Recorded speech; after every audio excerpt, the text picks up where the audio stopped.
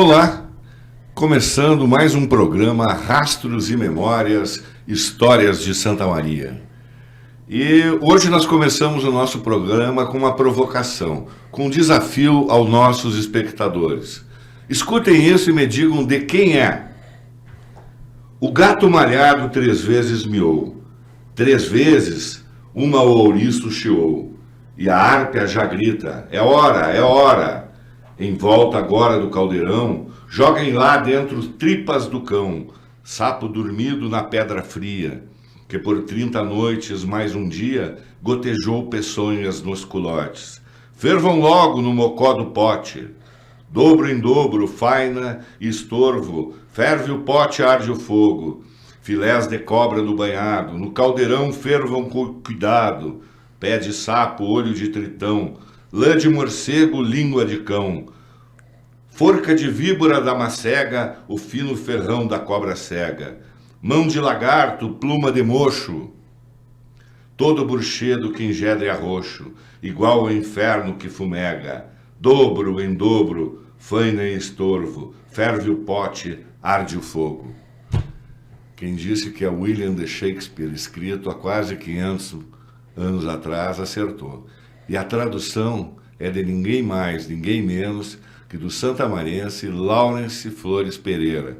Laurence é o nosso convidado de hoje, e para quem não conhece, ele é professor da Universidade Federal de Santa Maria, foi formado em letras pela URGS, com pós e mestrado também pela URGS, doutorado pela PUC e pela Sorbonne de Paris, e Laurence tem 8 livros traduzidos de poesia, fora os 2 que ele escreveu, Mar Adentro, né, Laurence, né? E o outro é Engano Especular, sem falar dos inúmeros trabalhos acadêmicos que circulam de mão em mão pelas suas inúmeros alunos, pelas várias gerações de aluno dele. Laurence, seja bem-vindo ao nosso programa, muito obrigado por aceitar o nosso convite. Muito obrigado, Lica, pelo convite. É uma honra imensa, Caio. Caso vocês não saibam também, o Laurence recebeu duas das maiores honrarias da literatura, do mercado editorial brasileiro. Em 2016, ele recebeu o prêmio Jabuti, né, Laurence? Sabe, pela tradução de Hamlet, né, do William de Shakespeare, e depois ele traduziu o Rei Lear e ganhou o 2º lugar do prêmio de tradução da Biblioteca Nacional, o prêmio Paulo Ronay, né? Sabe? Que são 2 prêmios, acho que as maiores honrarias do mercado editorial brasileiro, que não é pouca coisa. Laurence, para começar a nossa conversa, não é uma entrevista, afinal nós se conhecemos quase que a vida toda, né, Laurence? É verdade. Por que traduzir Shakespeare? Por que ler Shakespeare em pleno século XXI? Há várias razões, né? Em primeiro lugar, porque Shakespeare, a linguagem de Shakespeare, né, as peças de Shakespeare, elas são responsáveis por muitas coisas que nós fazemos hoje, e o modo de pensar, por exemplo, o político ainda hoje, né? Sempre lembrar, né, que antes de Shakespeare não existe, da época de Shakespeare, né, não digo só de Shakespeare, mas dos contemporâneos, não existia tal coisa assim, com peças políticas, digamos assim, do modo, né, como Shakespeare fazia. Então quando nós assistimos um House of Cards hoje em dia, assim, uma série como House of Cards, eu não consegui deixar de pensar, né, o quanto o autor estava sendo influenciado por Ricardo III de Shakespeare, né, esse personagem do House of Cards. E a linguagem política está permeada de Shakespeare e também a linguagem psicológica. Quando nós pensamos no Hamlet, esse personagem titubeante, né, que vive uma espécie de lugar aberto, sem saída, com dúvidas. Ele é basicamente um personagem moderno, né? Então você não encontra isso certamente não na tragédia antiga. Você encontra certamente na literatura francesa, por exemplo, em Montaigne. Você encontra esse tipo de sujeito moderno, complexo, né, que não pensa só em categorias, mas que desenvolve coisas que se originam da observação. Por isso que se fala muito assim do naturalismo Shakespeare. Na verdade não é um naturalista, mas ele tem muitas visões, né, na observação do humano que são naturalistas. Por exemplo, né, no Político, né, tem a peça Ricardo II, que é uma peça muito interessante, onde Ricardo II é um rei ungido, né, significando que é um rei divino, é um rei cujo poder se origina de Deus, né. Ele sofre uma investida dos nobres, que é uma espécie de revolução dos nobres contra o rei, e até o final, até chegar à sua queda, né, ele diz assim que nada vai acontecer porque ele é rei ungido, né, e não é possível que um rei ungido seja destruído, né? Então Shakespeare aqui está colocando o divino, as concepções divinas, em contraposição à ação política de fato. Então nesse sentido ele é muito mais maquiavélico, né? No sentido técnico de Maquiavel, não no sentido de maldoso, como se usa hoje o termo maquiavélico, né? Ele é realmente alguém que observa o mundo o político, né, no seu funcionamento maquinal, com conspirações, com as suas os seus acidentes variados, né, que são comuns à política, o invariável da vida. Então ele apresenta um teatro infinitamente mais condizente, né, com a realidade do mundo, né? E nisso, por essa razão, Shakespeare foi resgatado no romantismo, né? É interessante que Shakespeare, não que jamais tenha sido esquecido, não foi esquecido, né? Mas na verdade, antes do romantismo, no iluminismo, né, Shakespeare volta no iluminismo, que é a volta né, sai de Deus, o centro da vida, e volta para o homem, né? Exatamente. Então há uma redescoberta de Shakespeare a partir de Voltaire, na verdade, porque naquele exílio do Voltaire da Inglaterra, ele descobre Hamlet, né? Aliás, ele traduz um trecho de Hamlet, que é muito engraçado. Meu ilustre colega. Exatamente, meu ilustre colega, mas não com as mesmas qualidades, né?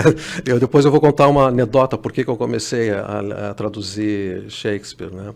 Mas então eu acho que isso é uma coisa muito importante, porque Shakespeare não é apenas algo que nos diga respeito, ele é algo que nos fez, sobretudo, mesmo de modo indireto, por vias indiretas, né? Eu acho que Shakespeare e outros autores também, Montaigne, eu poderia colocar também Cervantes de um modo diferente, né? E tantos outros, e depois romancistas também, mas Shakespeare é um das personagens de partida realmente, né? E como é que foi Shakespeare na época? Ele trabalhava com teatro, né? Uhum. Ele escrevia para teatro. Como é que era a recepção dele e essa relação dele com a realeza inglesa? A realeza aceitava a Inglaterra era suficientemente democrática para segurar uma crítica dessas aguda, né? Essa é uma das histórias mais fascinantes, na verdade, né? Que muitas coisas que ele escrevia, né, são realmente nós tendemos a achar que elas eram muito chocantes para a época e perigosas até para a época. Muitos dos contemporâneos, sobretudo os religiosos, né, e a gente tem que lembrar que a Inglaterra era uma Inglaterra reformada, né, pela igreja anglicana. Então, aí, na década de 1590, mais ou menos... Shakespeare viveu depois do Henrique VIII. Assim, a obra dele é feita entre os anos... entre a década de 1590 e a década de 1600 e 1610, né? Então, então esse é um período, primeiro é um período que tem dois reinados, né? O primeiro é o reinado de Elizabeth, depois tem o reinado de James I, que é um escocês, na verdade, né? E que pelas linhagens ele conseguiu o trono, sem maiores conflitos, assim. Mas o que é interessante é que o teatro londrino, nem vou falar de Shakespeare, vou falar do teatro londrino, né? Ele explode, né, a partir dos anos 90, de 1590, de um modo que não se conhecia antes. Primeiro, ele é um teatro que tem caráter empresarial, né? ele se forma por meio de grupos, né, de trupes, né, eles que se chamavam The Men, né, os homens. Então, era assim, os homens do conde, os homens da rainha, os homens... Portanto, eles conseguiam, né, uma proteção, quer de um nobre, né, quer da rainha e depois do rei, né, quando veio o rei. Por exemplo, a trupe, né, de Shakespeare, na época de James I, era a trupe do rei, né, mas não antes disso. Então, por que eles tinham esses nomes, né? Porque a gente vivia numa sociedade em que a ideia de soberano e vassalo, né, ainda era muito forte, era ainda uma sociedade muito hierárquica, né, e havia uma longa tradição de teatro ambulante, né, na Inglaterra, de modo geral, de trupe ambulante, e que costumavam, dentro da legislação, eles tendiam a cair na categoria de vagabundos, né, de vagrants, que eles chamavam na época. Então eles precisavam, essas trupes... Tinha uns caras também, que até hoje tem uns caras que fazem isso, né? Continua muito parecido, mas nessa época, né, as trupes viraram companhias, no sentido assim, de companhia econômica mesmo, né? E tinha uma proteção... Tinha uma proteção, mas não quer dizer que o rei ou a rainha pagavam. Eles tinha uma proteção. Tinha uma proteção, né? E ocasionalmente essas companhias iam até os palácios, né, encenar peças, né? Por exemplo, a gente sabe que Rei Lear, né, essa peça aqui, né, que Rei Lear foi encenado na frente de James I durante o período de... Acho que eu mostro aqui para a câmera. O período de Natal, né? Então,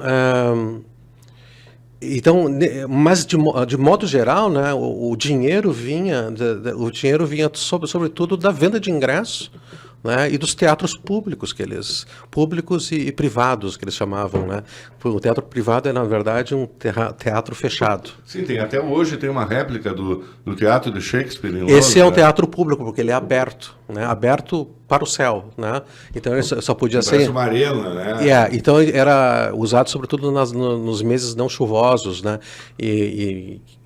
Verão londrino. Né, mas daí eles também tinham os teatros fechados, né, que eram basicamente, por exemplo, os Blackfriars, né, que era um antigo prédio dos friars, dos frades, né, que usavam os frades negros, né, os Blackfriars, que obviamente foram palácios, prédios, né, que foram desapropriados pela coroa e finalmente vendidos para particulares, e o teatro se colocou nesses lugares porque tinha grandes vãos no meio, né, grandes vãos onde eles podiam fazer uma encenação com velas, né, durante os meses frios também. Os ingressos eram mais altos, tudo isso, né.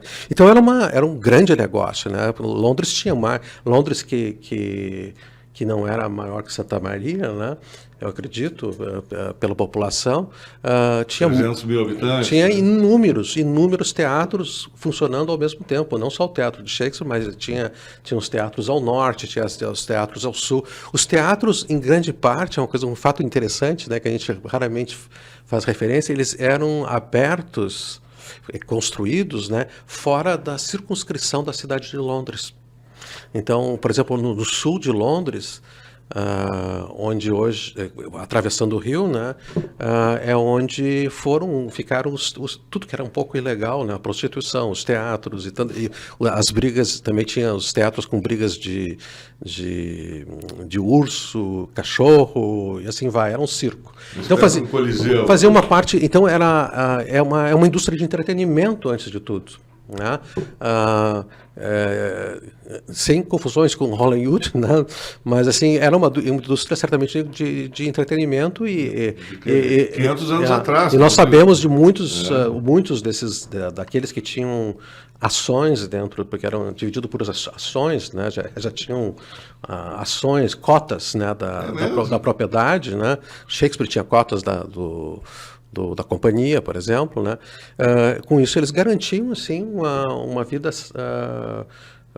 Muitos deles ficaram ricos, inclusive, com o teatro. Shakespeare ficou rico?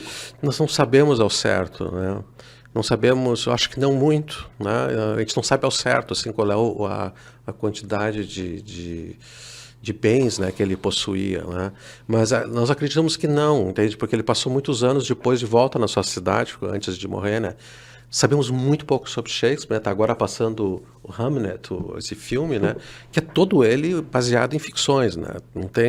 Ele não tem nenhuma base naquilo que nós conhecemos de fato. A história, né? Alguns pequenos pontos assim. Teve aquele Shakespeare apaixonado também, é outra ficção. São ficções modernas, né, inspiradas, né? Inspiradas em dados muito. Nós sabemos, né, que ele perdeu um filho, né? Nós sabemos que ele teve uma mulher, Hathaway, que teria ficado em casa. Sabemos muito pouco, assinaturas, não há muitas de Shakespeare, né? E temos apenas uma peça onde aparece a escrita de punho dele, que se entende, né, como que seja o punho de Shakespeare, que é Henrique VIII, que não é uma peça só de Shakespeare, mas é de vários autores. Quem escreve... Como é que era publicado? O Gutenberg já tinha, né, inventado há muito tempo, né? Há muito tempo, a prensa eram publicados na prensa, na imprensa.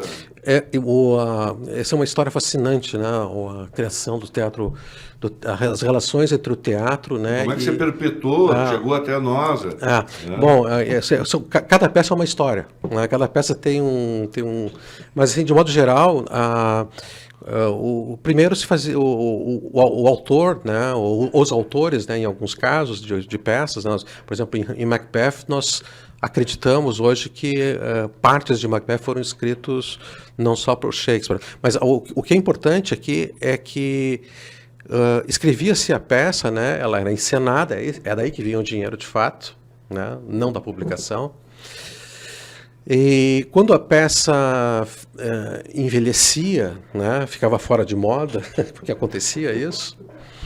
As pessoas já tinham assistido. Era muito rápido, né? Não, era muito rápido também. Já tinha esse fenômeno assim, do desgaste rápido assim, das obras. Né? E quando a companhia não tinha mais interesse em encenar, né, porque até então ela tinha que guardar esse texto assim a 4 chaves, né, para que nenhuma outra companhia roubasse, né, esse texto e representasse, porque não tinha direito autoral. Se você roubasse o meu manuscrito, você poderia muito bem encenar a minha peça. E para outra cidade. Porque não tinha regulação, né? Não tinha lei sobre isso. As leis de autoria, de royalties, essas coisas... 400 anos depois. Então, esse texto eles vendiam esse texto para um editor. Né? E esse editor que era o que é um editor, né? Um editor na época não era aquele que, digamos assim, corrigia o texto, fazia isso, né? Ele simplesmente era o proprietário do texto, né? E então, editores tinham propriedades de vários manuscritos de punho, né? Então ele recebia esses manuscritos e entregava para o tipógrafo, né? Para o homem da prensa. E era lá que se faziam os livros, né? Basicamente era uma imprensa de tipos, né? Como se chamava isso aqui no português? Imprensa de tipos. De tipos. Lá colocam letra por letra. Uma letra por letra, um trabalho muito manual, né? E depois colocava, né? Passava a tinta, prensava o papel. Os textos eram impressos, né? Então é por isso que hoje... Mas aí acontece uma coisa muito interessante, né? Cada peça tem variantes, né? E às vezes variantes tão diferentes umas das outras que nós poderíamos dizer que são duas peças separadas, diferentes. Hamlet tem 3 textos, né? A gente chama de quarto, né? Que é um in quarto, que é um livro pequeno. É mais ou menos o livro de bolso da época, né? Então, inicialmente aparecem os in quartos Depois aparece o infólio. O que é o infólio? Um livro grande, monumental, celebratório do autor, que é o primeiro fólio de Shakespeare, e que celebra a obra dele, onde você encontra quase todas as obras de Shakespeare, não todas, né? E de resto, o que temos são os inquartos. Por muito tempo, o infólio virou digamos assim, o modelo para as edições posteriores, né? Daí que chegou ao nosso sistema. Mas hoje, mas assim, há um bom tempo já agora, né? Os pesquisadores buscam valorizar também os inquartos, porque um inquarto às vezes pode corrigir o infólio corrigir o inquarto, e é uma discussão imensa que eu não quero entrar nos detalhes aqui, porque senão não vamos discutir mais esse assunto, né? O fato é que, mas assim, tem um detalhe que eu acho muito interessante, é que muitas das peças de Shakespeare, não é o caso de Macbeth, que eu acabo de publicar, não eram encenáveis no tempo que se dispunha no teatro, né? Por exemplo, as 5 horas ou 4 horas e meia que nós temos do Hamlet hoje, né, eram impossíveis de encenar na época, porque não tinha esse tempo, né? Então, o que a gente sabe, né, é que durava 4 horas uma... Não durava, eles não encenavam, eles faziam um corte do texto. Eles cortam, como se faz hoje, aliás. Então, o texto que nós temos é um texto autoral. Uma adaptação. Não é um texto, não é uma adaptação, é que os autores escreviam mais do que era necessário, né? Tá? É basicamente isso, eles escreviam mais do que era necessário para o tempo de 2 horas, vai a depender do teatro, né? Então, porque Shakespeare não cabe em 2 horas e nem Rei Lear. Né? Então, o que eles faziam? Tinha uma figura no teatro que se chamava o bookkeeper e o próprio autor, né? O guardador dos livros, né? Que fazia esse recorte. Né? Ele fazia os recortes, assim como o autor podia fazer recortes, cortar trechos inteiros da peça, às vezes uma cena inteira, em alguns casos, né? E adaptavam para aquela encenação. Então, essas peças, assim, elas vinham muito mais simplificadas, mais cinematográficas, eu diria, assim. Você não quero exagerar também, né? Mas então isso vem uma pergunta disso, né? Por que os autores escreviam mais do que era necessário, né? E aí tem várias teses a respeito disso, né? Então, existe que eles tinham talvez Shakespeare tenha tido uma intenção autoral de escrever mais, né? Porque esse assunto aqui é muito complexo, não dá para mostrar em 2 horas. É uma demonstração de conhecimento, de repente. De desenvolvimento complexo, né? Se a gente compara, por exemplo, o primeiro quarto do Hamlet com o segundo quarto do Hamlet e o fólio, o primeiro quarto do Hamlet é uma peça completamente diferente. Inclusive,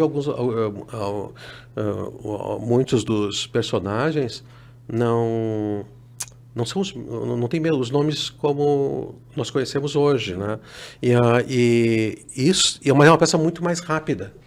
Né? Só que o que ela não tem, né? Ela não tem aquele devaneio metafísico muito forte, né? Que nós vemos constantemente se apresentando em Hamlet, né? Aquela complexidade que nós admiramos e que vai transformar Shakespeare numa outra coisa do que era para os contemporâneos de Shakespeare. Para nós chegou aquela famosa frase, ser ou não ser. Ser ou não ser. Era a questão. Né? Qual é a obra dela? Essa é Hamlet, é de fato Hamlet. Né? É uma divagação sobre a vida, sobre a morte, sobre se o suicídio é o não ser, né? Se o suicídio, o sair da vida, né, é uma alternativa, né? E uma divagação de por que é que diante, né, de todos as ofensas do mundo, os trabalhos, a escravidão. Ele não usa a palavra escravidão, mas ele fala, ele traz a ideia de carregar pesos nas costas, né? Por que no final das contas nós nos agarramos à vida, de qualquer modo, né? Ele se pergunta, talvez porque, como ninguém voltou da morte, né, para nos dizer como é que é, nós ficamos meio com medo e preferimos ficar com o mal que já temos, né, do que o outro que pode ser pior. Laurence, me diz uma coisa, um clássico do cinema, né? Eu sou um cinéfilo, né, assumido. Um clássico do cinema é Blade Runner. Aquela cena final do androide, né? Eu estive, né, nas galáxias mais distantes, eu vi isso e vi agora. E a minha última, né, As Lágrimas da Chuva, aquele inspirado, nitidamente inspirado em Shakespeare, Eu acho... ou não? Né? Tu falando assim, me veio aquela cena. Pois é isso que eu estava dizendo, né? Eu acho tu dá vida a uma máquina, né? Ao androide, né? O homem deu vida àquela máquina e ela queria viver. Eu acho que a grande coisa do Blade Runner, do primeiro Blade Runner, né, é que ela tem um espectro, né, filosófico no fundo, né, uma discussão sobre o que é ser, né? Ter a vida, ter né? vida, o que é estar vivo, né? E o que é ter vivido, né? Esse milagre de ter visto coisas, né? De viver. As maravilhas, né? As maravilhas. Pode ser a minha, pode ser diferente cósmicas. Da tua, né? Na verdade, essa percepção, sim, ela se encontra em Shakespeare ocasionalmente, né? Mas ela não se encontra com esse aporte sideral, cósmico, sim, mas que aparece ali. E mas é uma relação, sem dúvida. Casualmente, a Blade Runner é 2019, né? Nós já passamos até dessa data aí. Pertence às nossas distopias modernas. Mas eu acho que tem um pouco de uma influência dessa. Eu acho que, em termos de retórica, assim, eu acho que é o fenômeno da retórica. É que, no cinema naturalista, né, você não se permite a retórica. O Blade Runner, como ele é futurista, então ele usa da linguagem de um modo mais grandioso, sobretudo nesse final. Sim, né? O cara pega... Porque, de resto, os diálogos são bem modernos. Né? Depois a gente ficou sabendo que o ator, o Rútilo, né? Ele bolou na hora isso aí, um dia antes que ele viu, não, isso aqui tá faltando alguma coisa. Mas assim, me parece muito que a influência seja Blake aí, viu? Né? No tipo de imagem, né? O tipo de imagem sideral, né? Não tenha... Mas é uma antiga imagem, ela pertence mais à tradição romântica, eu diria, assim, né? Mas que foi transfigurada, né? Numa tradição moderna. Ele pega e salva o inimigo, segura na mão, né? E chorando, né? As lágrimas na chuva. É belíssima a cena, belíssima. É muito lindo aquilo. Laurence, e Shakespeare é poesia exige rima, né? Como é traduzir Shakespeare para o português? Não deve ser fácil isso. Qual é a tua técnica para fazer uma tradução do inglês para o português, manter a rima? Como é que você faz isso? Bom, Shakespeare o Shakespeare escreve de vários modos, né? Em termos assim formais, né? Ele escreve em prosa, pode ser uma prosa ritmada ou não, mais ritmada. Ele escreve em versos longos, que são longos em inglês, né? São os pentâmetros iâmbicos que a gente chama, que são versos de 10 sílabas.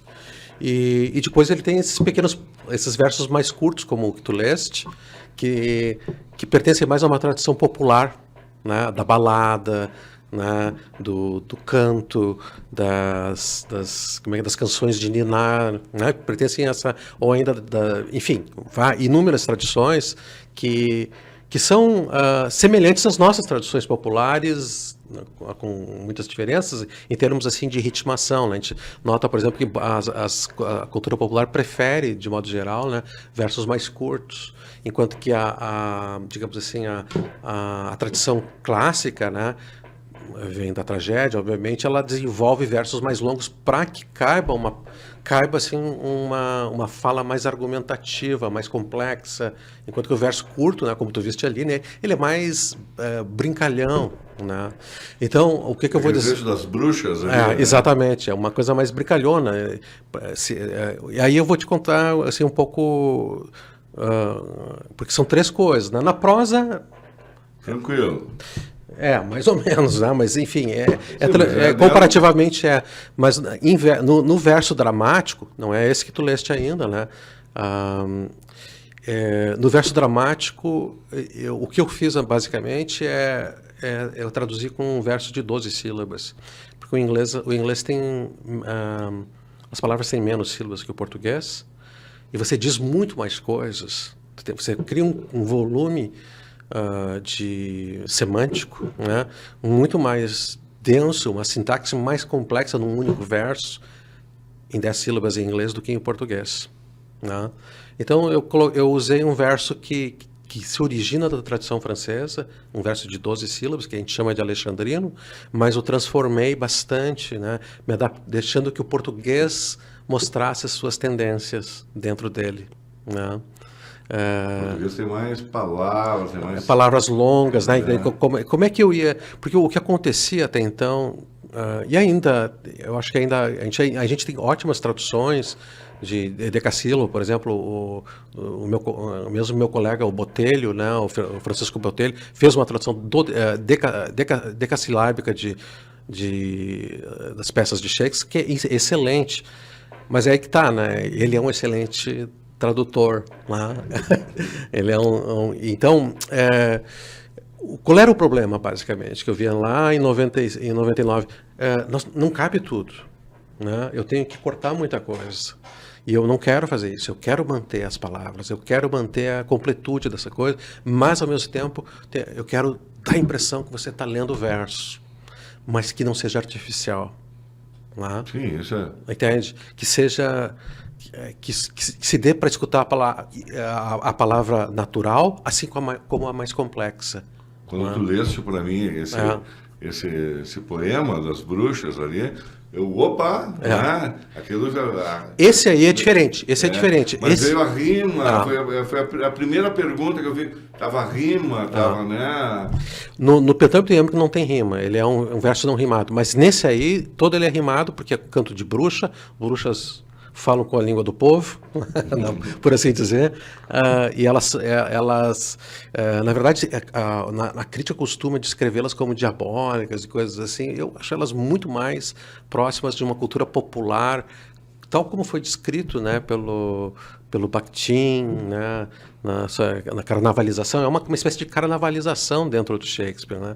É uma espécie de cultura do grotesco. Exagerada. O grotesco medieval que sobrevive em Shakespeare ainda, né?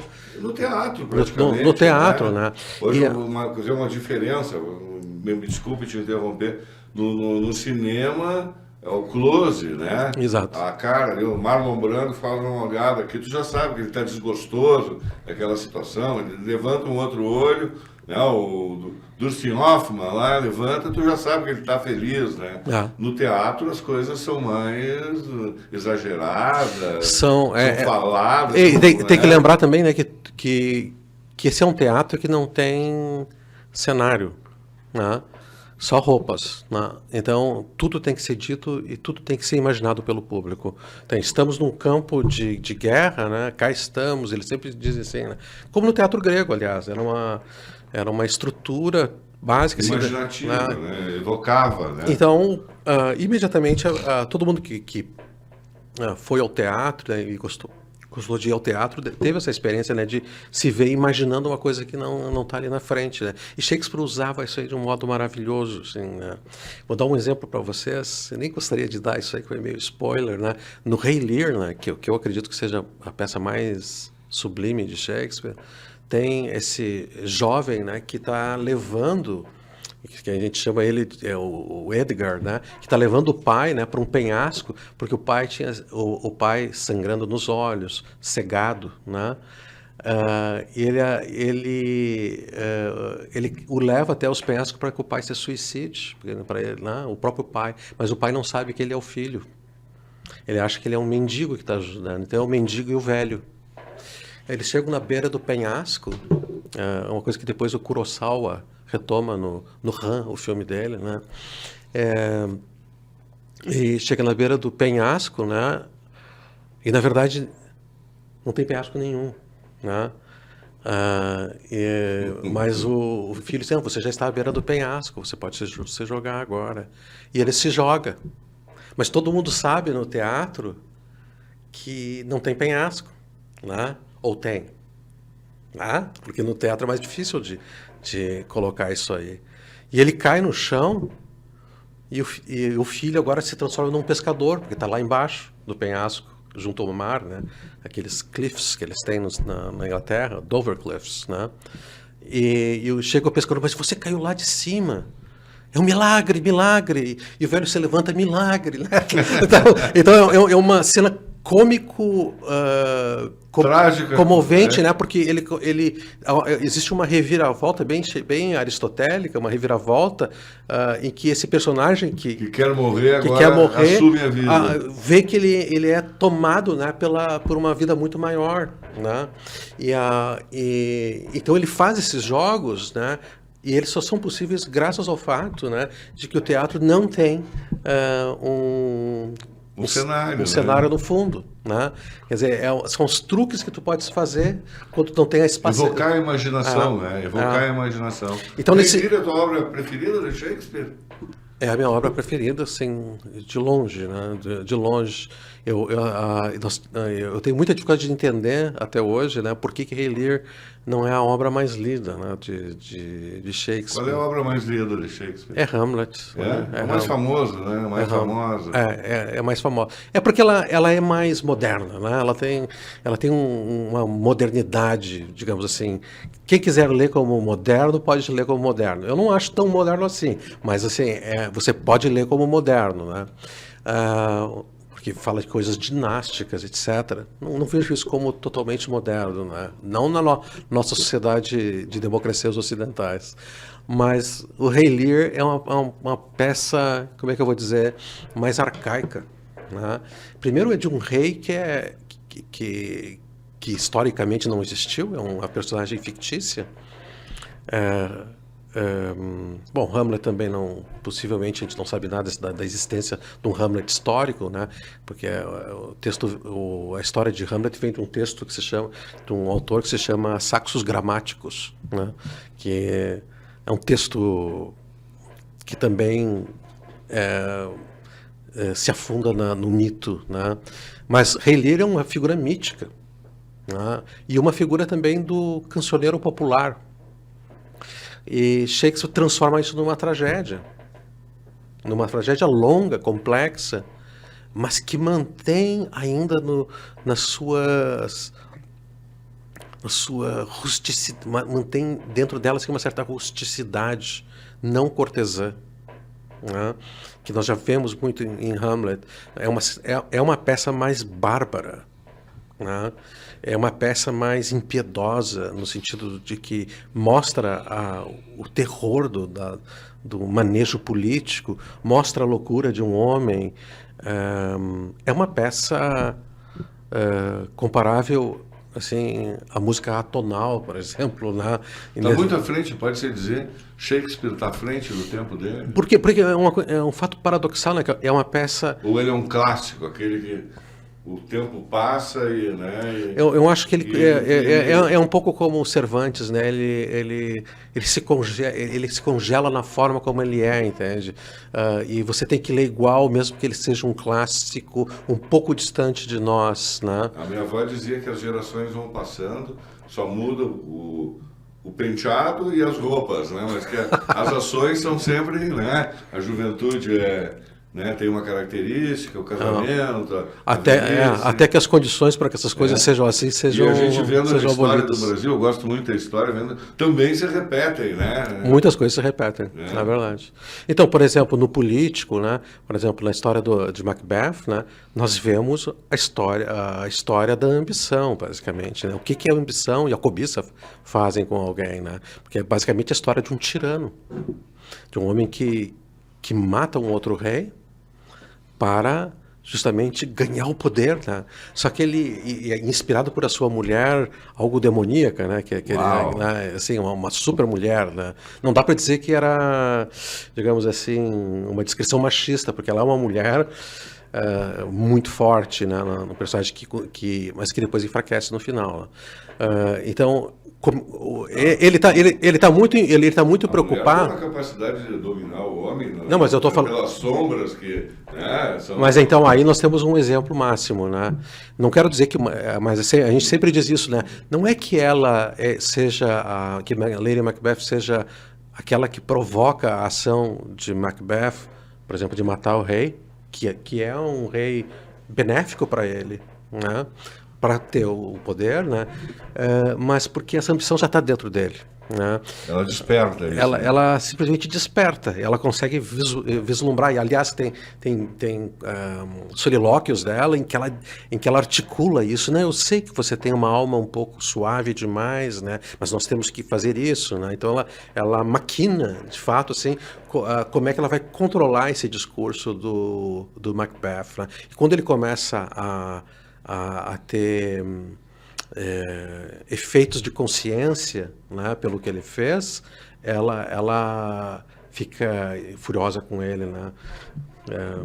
Enfim, é uma peça muito interessante nesse sentido, né? Porque ela trata da tirania, do que acontece, né, com esse personagem. Mas aí tem um efeito muito paradoxal que sempre me deixou intrigado, é por que as pessoas gostam de Macbeth, não só da peça, mas de Macbeth, né? Porque ele é um mal com consciência. Ele é um homem de consciência que pratica um mal. Ele não é um psicopata, tá? O psicopata é Ricardo III. Um doente, né? Um doente, realmente, um doente, um homem também que tem a característica do psicopata americano, que organiza a sociedade, assim, joga com as diferenças, com as rivalidades dos outros. Meio atual isso, né? Bastante atual. Sim, é a peça base, né, da performance do psicopata. Mas o Macbeth, Shakespeare sempre preocupado em estudar o mal, né, estudando o mal de uma forma diferente. E o que seria, né, um homem, um herói, guerreiro, com todas as qualidades de um guerreiro, o que o levaria a fazer um crime, né, e no que daria isso, né? Então, o efeito disso é muito interessante, porque os discursos do Macbeth são muito parecidos com os do Hamlet em termos de dúvidas. Ele tem muitas dúvidas. Então, nesse sentido, ele já mostra um homem... não é um homem certeiro, como o Ricardo III. Ele é um homem com dúvidas. Aí a mulher abre o caminho para ele, né? E aqui e ali, né? Mas ele é um homem conturbado, né? Com conflitos internos. Existe uma consciência até que não é suficientemente forte, né? Mas existe, né? E então o que acontece é que, como ele fala muito, nós o vemos focado como se fosse um foco de lente, né? De câmera. Nós vemos esse personagem focado num close, mais ou menos, né? E de algum modo o potencial maldoso que há em nós, né, consegue de algum modo se equilibrar com esse personagem, se equivaler com esse personagem. Né? Aí tem uma coisa uma curiosidade minha, professor. Lawrence, né, meu amigo Lawrence, não vou lhe chamar de professor. Isso é. O Shakespeare é um escritor teatral, né? Qual é a diferença de tu assistir Shakespeare, uma peça de Shakespeare? Ele é encenado até hoje, né? Tem vários até diretores aqui no Brasil com peças premiadas de Shakespeare, né? E qual é a diferença de assistir uma peça de Shakespeare para ler Shakespeare? Vai depender de como a peça foi feita, né? Vai depender de vários negócios, né? Sim, mas qual é a leitura de Shakespeare e o teatro feito por Shakespeare? Existe alguma diferença? A diferença é que os diretores eles são livres para fazer o que querem, né? Entende? E são de fato, né? Uma liberdade de encenação é total, né? Então eles podem acertar muito bem e podem errar muito, né? Mas não errar em relação ao Shakespeare, Porque a gente está bem além dessa questão da fidelidade. Errar no sentido de atingir o público. O fim, né? o fim artístico, né? O fim Quem é um cara diretor que faz Shakespeare legal aqui no Brasil, Laurence? Eu acho que as encenações como era o nome dele? Gerald Thomas? Não, eu não sei se Gerald Thomas encenou as peças de Shakespeare. Eu acho que algumas ele sim. Eu acho que eu vou ficar te devendo um pouco essa resposta.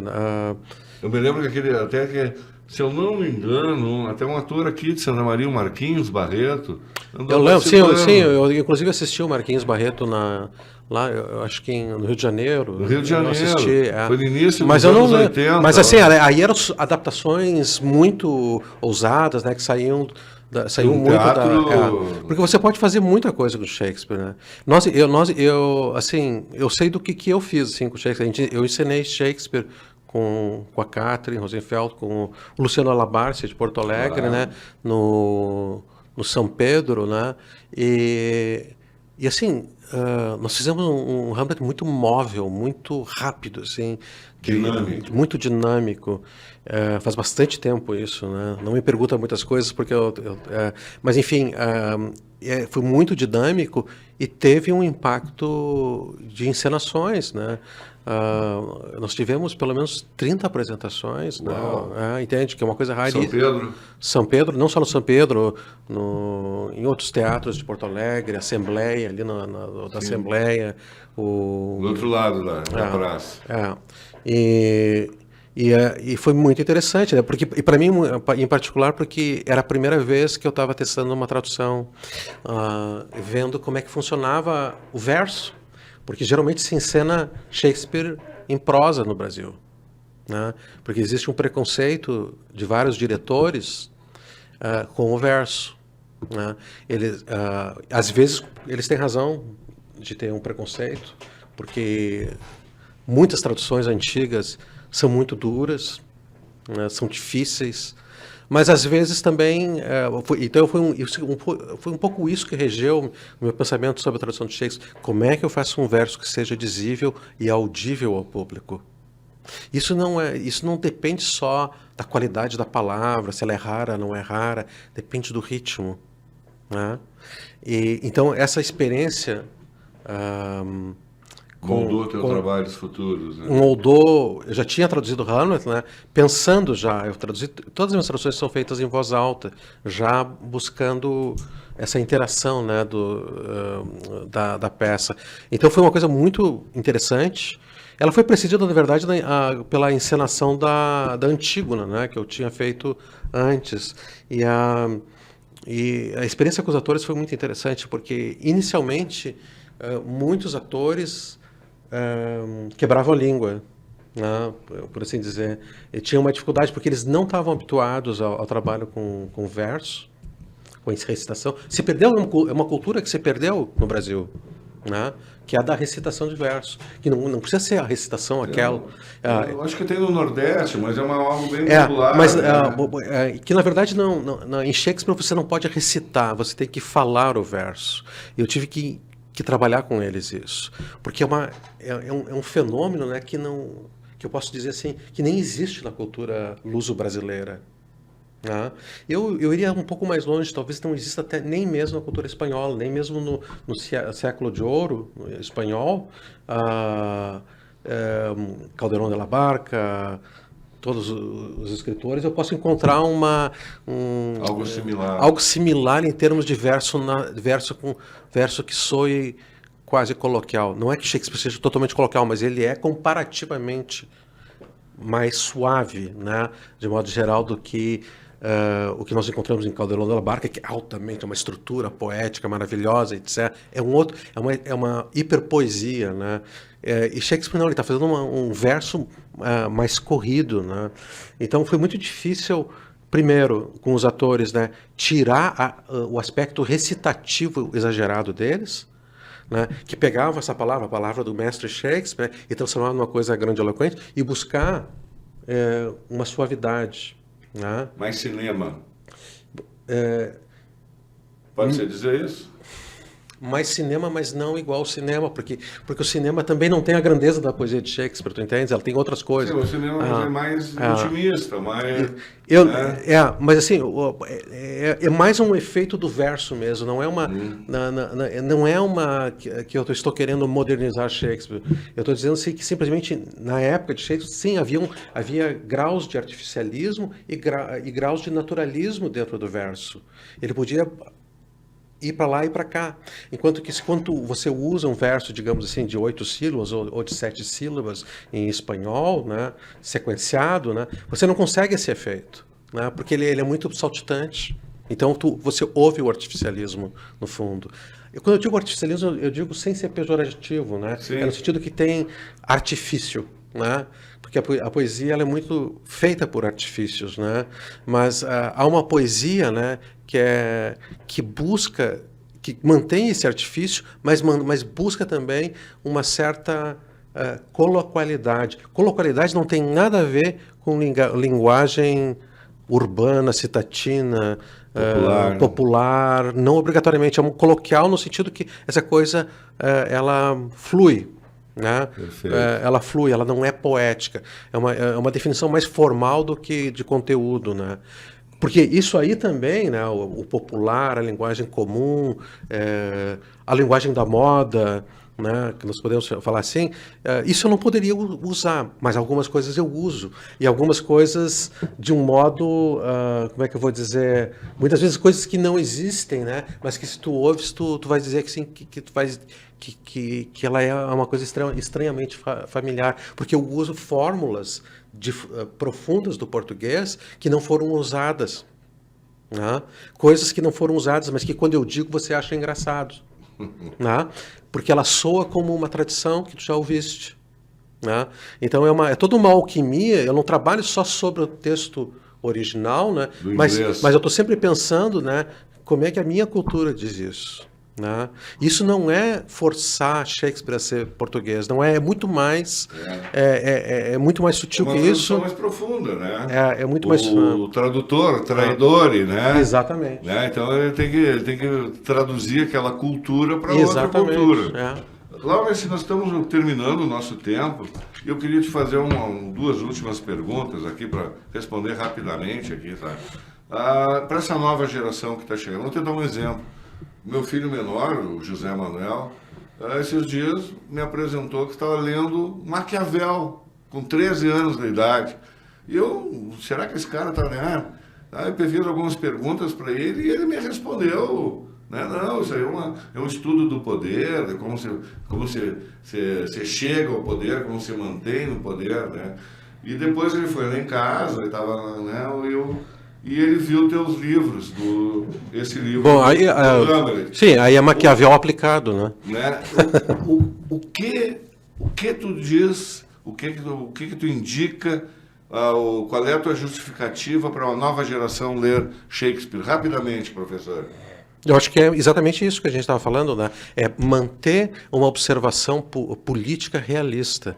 E isso Shakespeare tinha um olhar realista absurdo, né, sobre a realidade.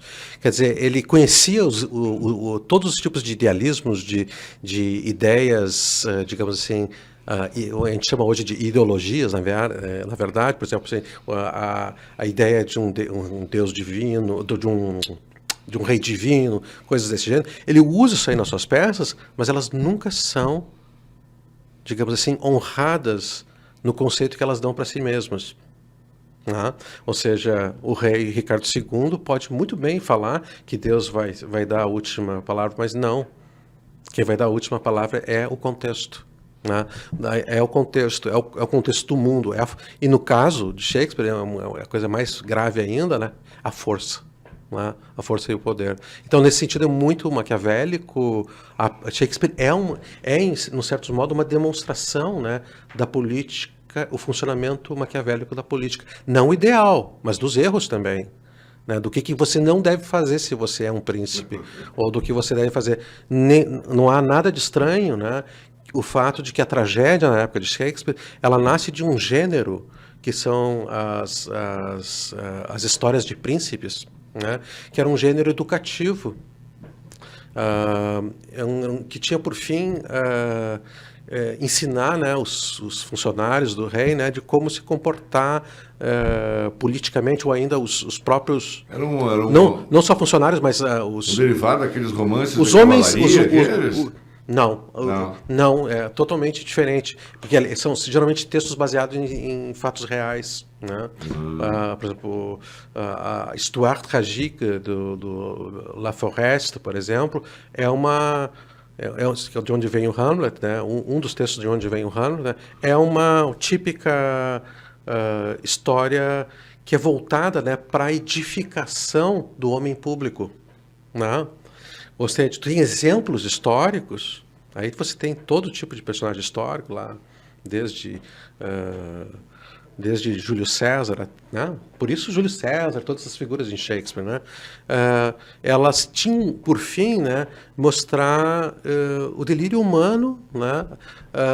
E era como um exemplário, né, de como você não devia fazer. Né? Só que Shakespeare vai um pouco além, ele chega de fato a isso que nós chamamos de tragédia, né? Mais paradoxal, mais problemático, né? Mas vinha esses textos, muitos desses textos da tradição, né? Que criou a tragédia na época de Shakespeare. A tragédia inexistia praticamente na Idade Média, né? Vamos sempre lembrar isso aí, né? Ela renasce com o Renascimento, né? Então, enfim, tem essa evolução que eu acho muito interessante, né?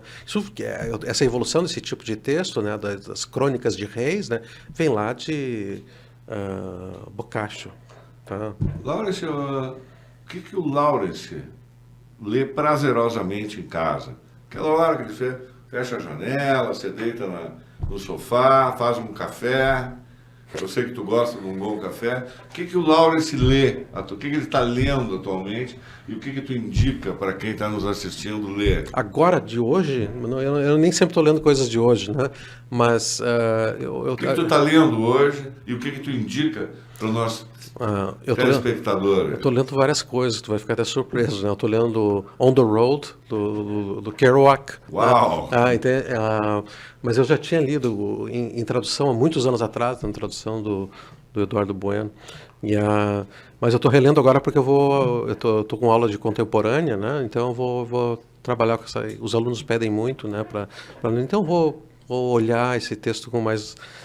Mas o que eu estou lendo com infinita admiração, de novo, é O Homem Sem Qualidades, né? E eu estou lendo numa tradução que vai sair pela companhia também da Catherine Rosenfeld, minha amiga, minha companheira de vida inteira, que é um texto... Eu não vejo um romancista tão...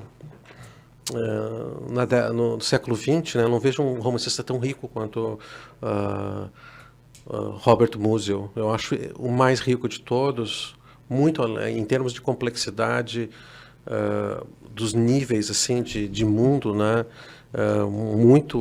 Muito mais complexo, acredito, do que Joyce e Proust, que são os dois grandes nomes mais citados, né? E que consegue incorporar no romance o pensamento de uma época, não só, por exemplo, Proust, assim, o pensamento não surge muito em Proust, né? Ele existe em Joyce, né? Mas ele não me parece tão bem articulado quanto no Musil, né? Que teve eu acho que o Musil teve um azar, né, historicamente, primeiro porque ele é austríaco, né? Um país duplamente derrotado por guerras, né? Então, o mainstream acabou seguindo as coisas que vinham da língua inglesa, sobretudo, né? E o Proust ainda vivia do prestígio do francês durante muito tempo, né? Então, a feitura, né, digamos assim, do cânone do século XX esqueceu, não que ele não seja apreciado, né? Esqueceu o Musil, né? Porque ele é certamente o maior escritor, no meu entender, né, do início do século, da primeira metade do século XX, né? Estamos terminando esse Rastros e Memórias aqui na TV Santa Maria, hoje com o professor, poeta, tradutor Lawrence Pereira, E eu vou pedir para o Lawrence terminar o nosso programa declamando Shakespeare. Vamos lá. E para quem não sabe, só relembrando, o professor Lawrence Pereira, um santamariense, que tem em casa. Eu confesso, Lawrence, eu pensei que o prêmio Jabuti seria um troféu desse tamanho, grandão, mas ele é pequenininho. Ele é pequenininho. Né? Prêmio Jabuti 2016, com a melhor tradução. Para quem não sabe, é a maior honraria do mercado editorial brasileiro.